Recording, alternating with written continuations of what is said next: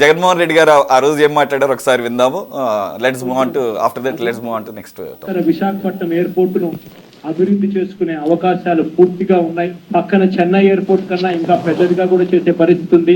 Bombay, Mumbai airport కన్నా కూడా ఇంకా పెద్దదిగా చేసే అవకాశాలు, పరిస్థితులు అన్ని కూడా పక్కనే ఉన్న విశాఖపట్నం ఎయిర్పోర్ట్ కు ఉన్నాయి.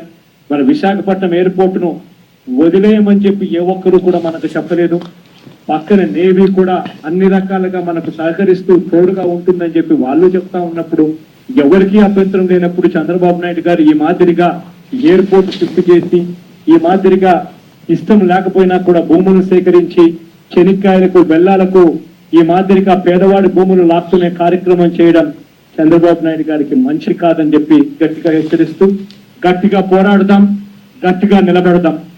ఇంకొకటి కూడా చెప్తా ఉన్నా, కోర్టుకు కూడా పోదాం, కోర్టులో కేసులు వేసినా కూడా గట్టిగా దీన్ని ఆపే కార్యక్రమం చేద్దాం.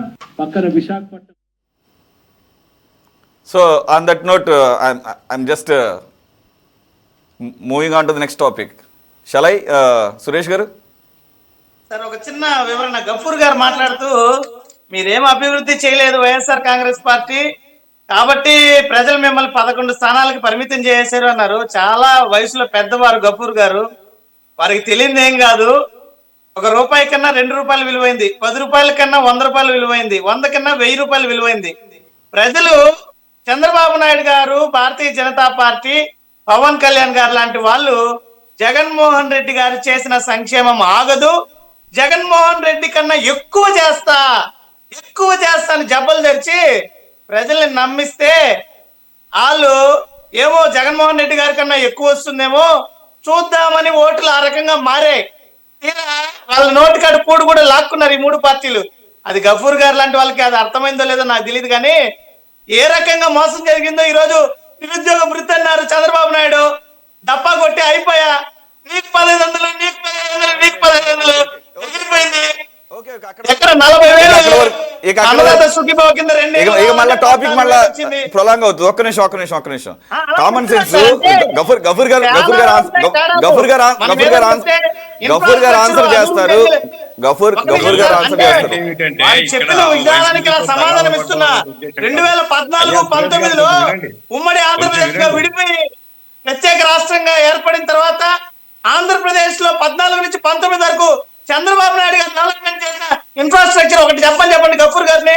ఒకటి కొంచెం సురేష్ గారు కొంచెం వినండి, ఎందుకంటే ఈ ధోరణే మీ మీ మీ అలా కాదు సార్, మేమేం చేసినందుకే 11కి వెళ్ళిపోయి అనకూడదు. మీరు పెద్దవాళ్ళు, మీరు ఎప్పటికి కానీ కొంచెం వినండి. పెద్దవారు వయసులో పెద్దవా కావచ్చు కాదు, వయసుది కాదు పాయింట్. ఇక్కడ పాయింట్ వయసుది కాదు, దెబ్బతినింది ఇది.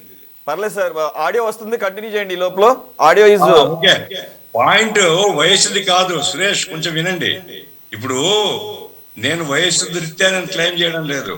నా క్లెయిమ్ ఏంటంటే, మీరు నిజంగా అభివృద్ధి చేసి ఉంటే, అంత అభివృద్ధి కనుక మీరు చేసి ఉంటే ఈ రకమైనటువంటి స్థితి రాదు బ్రదర్. కొంచెం మీరు ఆత్మపరిశీలన చేసుకోవాలి. మీరు కాకపోతే జగన్మోహన్ రెడ్డి గారు లేదా మీ పార్టీకి ఎవరు నాయకులు నాకు తెలియదు, జగన్మోహన్ రెడ్డి పేరు తెలుసు, మిగతా వాళ్ళు ఎవరెవరో మీ వాళ్ళు ఉంటారు. నా పాయింట్ ఏంటంటే, మీరు అభివృద్ధి ఏమీ చేయలేదని కాదు, బటన్ నొక్కుడు కూడా అభివృద్ధే కదా, డబ్బులు పంచడం కూడా అభివృద్ధే. మీరు అది చేస్తానని చెప్పినాను నేను. మీరు నిజంగా అభివృద్ధి వైపు ఉంటే, కడప జిల్లాలో జగన్మోహన్ రెడ్డి గారు సొంత జిల్లాలో అన్నమయ్య ప్రాజెక్టు కొట్టుకొని పోయి ఆ జనాలు అంతా రోడ్ల మీద పడితే జగన్మోహన్ రెడ్డి కాలం పూర్తి చేయలేదు బ్రదర్. సొంత జిల్లాలో, కడప జిల్లాలో, నిజంగా ఆ జిల్లాలో అన్ని తెలుసా మీకు? వాళ్ళకి పరిహారం ఇచ్చింది జగన్మోహన్ రెడ్డి గారి ప్రభుత్వమే తెలుసా? అరే పరిహారం ఇచ్చేది వరదల్లో కొట్టుకొని పోయిన తర్వాత వాళ్ళ నాయన ఇస్తాడు.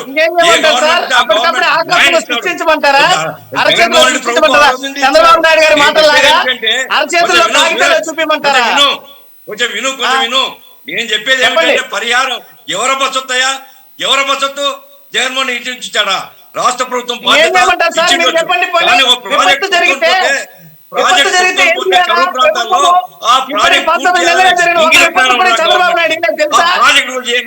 మీరేమి అభివృద్ధి 19 నెలలుగా ఈ రాష్ట్రంలో జరిగిన విపత్తులకి చంద్రబాబు నాయుడు గారు తెలుసా మీకు? విపత్తుల్లోకి పోతావు, అడిగింది మీరు అదే. అన్నమయ్య ప్రాజెక్టు వల్ల జరిగినటువంటి విపత్తు వలన జగన్మోహన్ రెడ్డి ఏం గారు సొంత చేశారు? జిల్లాలో పరిహారం ఇచ్చామని చెప్తున్నావు. మీరేం చేశారు? ఆ మీరేం ప్రాజెక్ట్ చేశారు? అభివృద్ధి చేయించలేదు. ఏం చేశారు? లేదా ఉద్దేశం చెప్పండి.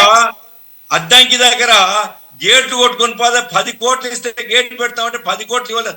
ఆ వైపు మీ ఆలోచన లేదు. నేను తప్పు ఒప్పుల్లోకి పోవడం లేదు. ఆ వైపు మీ ఆలోచన లేదు. మీ ఆలోచన బటన్ నొక్కుడు ఉంది. మీరు షెడ్యూల్ ప్రకారంగా బటన్ నొక్కినారు. అయితే ప్రజలు కూడా బటన్ నొక్కి మీకు చెప్పినారు, సమాధానం చెప్పినారు. నా పాయింట్ ఏంటంటే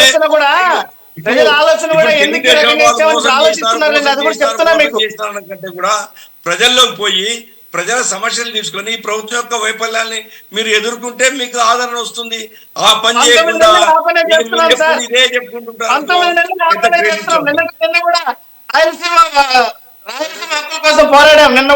రైట్, ఓకే. సురేష్ గారు ఒక్క నిమిషం, అయిపోయింది ఆల్రెడీ. సురేష్ గారు, మీరు ఇందాక అన్నారు కదా, ఇలా ముగ్గురు కలిపి మాకన్నా ఎక్కువ సంక్షేమం చేస్తామంటే నమ్మేశారు. ప్రజలేం పిచ్చోళ్ళేం కాదండి. ఒక్క హామీ వినండి సార్, వినండి. మీరు పిచ్చోళ్ళు అనుకున్నారు, అదే ప్రాబ్లం. అదొక్కడే చూడరు, అదొక పారామీటర్ మాత్రమే. దాంతో పాటుగా నెక్స్ట్ 5 years ఇస్తాడో లేదో దానికి 7 ఓటు. లాస్ట్ 5 years లో ఏం జరిగింది దాని మీద కూడా వేస్తాడు. అది కూడా ప్రోగ్రెస్ రిపోర్టే. దాన్నే ప్రోగ్రెస్ రిపోర్ట్ అంటారు.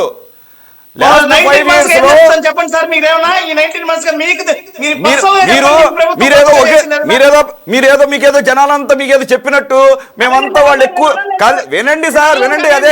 అదే అంటున్నా. మీరేమనుకుంటున్నారు చెప్పనా? ప్రజలు పిచ్చోళ్ళు అనుకుంటున్నారు. బటన్ నొక్కేస్తే అనుకున్నారు కాబట్టి రెండో రోజు ఓడిపోయిన తర్వాత రెండో రోజు ప్రెస్ మీట్ లో మొదటి మాట ఏమొచ్చిందో తెలుసా? జగన్మోహన్ రెడ్డి గారి మీద నోటి నుంచి 2.5 లక్షల కోట్ల రూపాయలు ఇచ్చాను.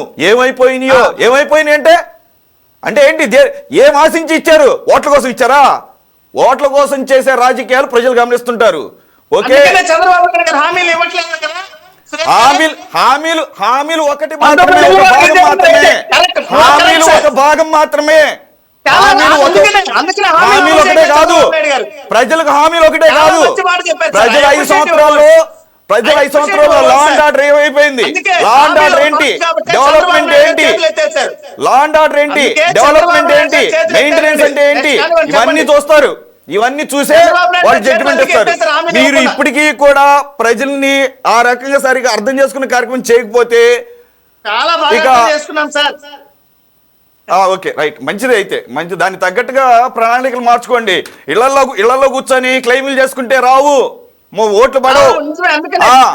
ఇళ్లలో కూర్చొని క్లెయిమ్లు చేసుకుంటే రా సార్. ప్రజల్లో వెళ్ళండి. లెఫ్ట్ పార్టీస్ లాగా ప్రజల్లోకి వెళ్ళండి. మీరు ప్రతిపక్ష పార్టీ ఇళ్లలో కూర్చొని క్లెయిమ్లు చేసుకుంటే రాదు. క్రెడిట్ ఏమి ఈజీగా ఇచ్చారు ప్రజలు? మీరు చోరీ చేసినంత మాత్రం ఒకళ్ళదొకళ్ళు ఇద్దరికి చెప్తున్నాను నేను.